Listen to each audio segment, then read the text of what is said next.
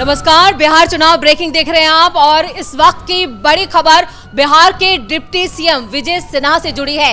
उनके काफिले पर हमला किया गया है।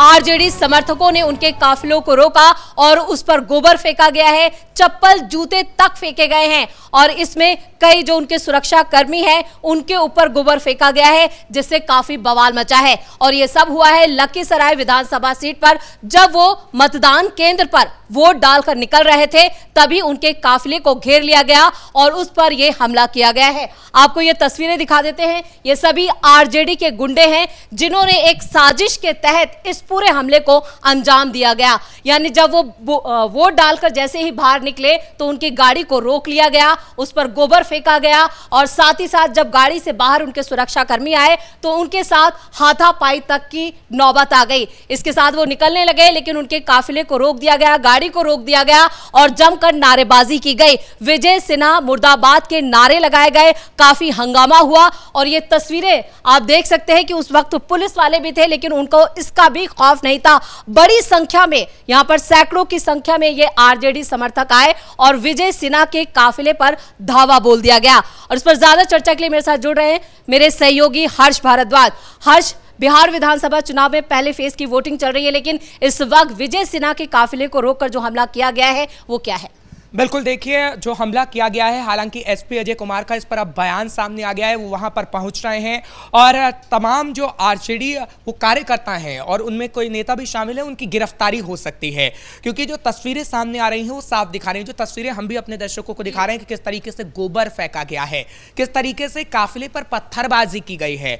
विजय सिन्हा की तरफ से वो बाकायदा तस्वीर दिखाई गई, उन्होंने अपने मोबाइल से तस्वीर दिखाई और जो तमाम तस्वीरें वो भी ये दिखा रही हैं कि किस तरीके से उन पर पत्थरबाजी की जा रही है, कैसे उन पर गोबर फेंका जा रहा है। और एसपी वहां पर पहुंच रहे हैं। उन्होंने कहा है कि जितने भी वो लोग थे उनको चिन्हित किया जाएगा और उनकी गिरफ्तारी होगी। यानी आप ये कह सकते हैं कि 2 दर्जन से ज्यादा आरजेडी के नेताओं की गिरफ्तारी होने जा रही है क्योंकि उन्होंने कहीं ना कहीं उप मुख्यमंत्री पर हमला किया है, विजय सिन्हा पर।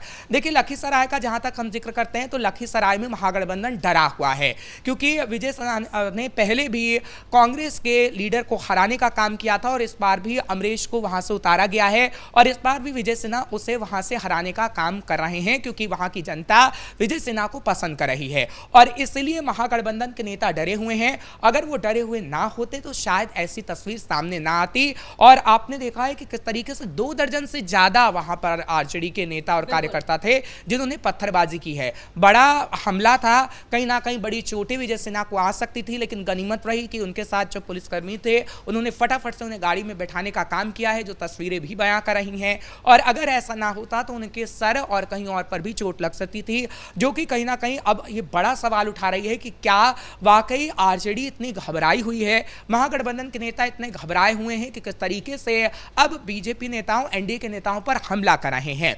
बिल्कुल हर्ष, यहाँ पर चुनाव को प्रभावित करने की कोशिश आरजेडी की तरफ से लगातार की जा रही है। पहले चरण के लिए 121 सीटों पर वोटिंग हो रही है, जो एक काफी इन चुनावों में अहम भी है क्योंकि ये बिहार की किस्मत को एक नई, या कहें कि जो सियासत है उसे नई दिशा देने वाला है। 121 सीटों पर महागठबंधन जो है वो बुरी तरह से बैकफुट पर है, इसलिए उसकी बौखलाहट इस तरह के हमलों में नजर आ रही है। क्या अब आरजेडी इन चुनावों को प्रभावित करने की जुगत लगा रही है? देखिए, जुगत तो वो लगाएगी ही क्योंकि कॉन्फिडेंस आरजेडी में नहीं है जीत पाने का और इसी वजह से कहीं ना कहीं आरजेडी ऐसे कृत्य करने की कोशिश कर रही है।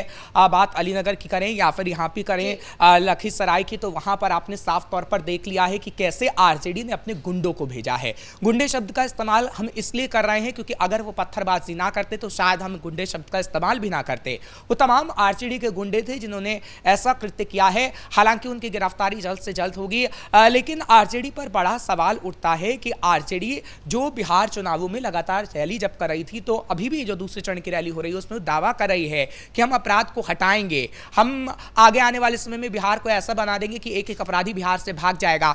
आपके तो खुद के नेता कार्यकर्ता ही अपराधी बन गए हैं और चुनावों के दौरान वो पत्थरबाजी कर रहे हैं। किस तरीके से वो जो तस्वीरें सामने आ रही हैं उस पर क्या तेजस्वी यादव जवाब देंगे, ये एक बड़ा सवाल है। बिल्कुल, पीएम मोदी, अमित शाह, जो भी बीजेपी के दिग्गज नेता हैं, एनडीए के दिग्गज नेता हैं वो खुद बार बार जंगल राज का जिक्र कर रहे हैं और ये जंगल राज की तस्वीरें ही बयां कर रही हैं कि किस तरह से यहाँ पर आरजेडी के कार्यकर्ता इस हद तक गुजर चुके हैं।